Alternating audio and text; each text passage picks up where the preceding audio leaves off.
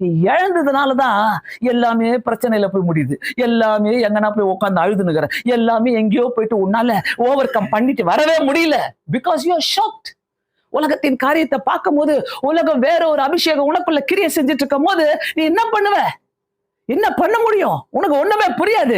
யாரெல்லாம் கர்த்தரோடு கூட பேசுறவங்க, யாரெல்லாம் அதிக நேரம் ஆண்டவரோடு கூட செலவிடுறவங்க, யாரெல்லாம் வேதம் வாசிக்கிறவங்க, யாரெல்லாம் ஆண்டவரை நெருங்கி அதிகமா நேசிக்கிறவங்க, ஆண்டவரை எல்லாத்த விட நான் உங்களை அதிகமா நேசிக்கிறேன் சொல்றவங்க, கண்டிப்பாக அந்த அபிஷேகம் அவங்களுக்குள்ள கிரியை செஞ்சுக்கிட்டே இருக்கும். நான் சொல்லுவேன், எப்பவுமே சொல்லுவேன், ஆண்டவரே நீங்க தான் ஃபர்ஸ்ட், நீங்க தான் ஃபர்ஸ்ட் ஆண்டவரே, நீங்க தான் என்ன எடுத்து உபயோகப்படுத்தணும், நீங்க தான் ஆண்டவரே, நீங்க தான் ஆண்டவரே. அது எந்த சூழ்நிலையா இருந்தாலும், மோசமான சூழ்நிலையா இருக்கும், dangerous situation will come, but ஆண்டவர் அதை புரட்டி போடுகிற தேவனா இருக்கிறார். இன்னைக்கு காலையில தெய்வ ஆவியை பெற்ற ஒருத்தருமே நல்லா புரிஞ்சுக்கங்க.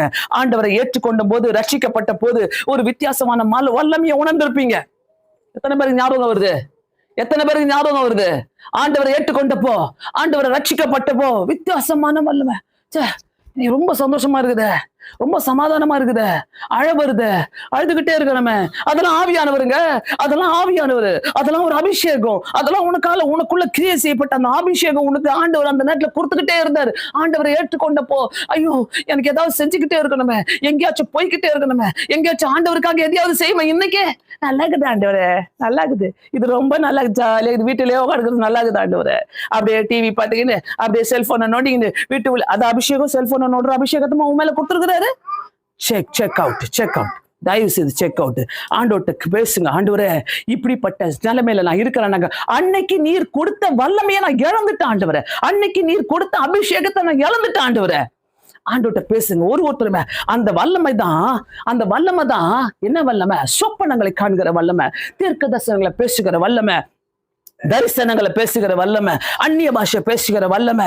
Check it out. இன்னைக்கு நீ இதை எழுந்திட்டியா, இழக்காம இருக்கிறியா? எப்படி இருக்கிற? இன்னைக்கு உன்னுடைய வாழ்க்கை எப்படி இருக்கிறது? எந்த சூழ்நிலையில இருக்கிற? என்ன பேசினாலும் புரியாது பார்,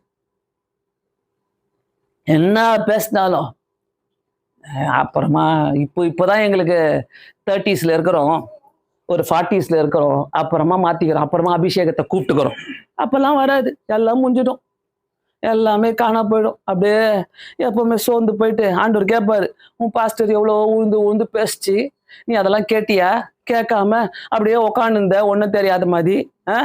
என்ன லேட் இல்லை, ஒரு 12 மணிக்கு வர சொன்னா 12:30, 1:30 வர சொன்னா 1:30. எல்லாம் லேட்டா வருது. இதெல்லாம் ஒரு அபிஷேகமா உனக்கு? உன் மேல அபிஷேகம் இல்லை, அதனால தான் நீ இப்படி லேட்டா வர. ஆலயத்துக்கு லேட்டா போறியா? உன் மேல அபிஷேகம் கிடையாது.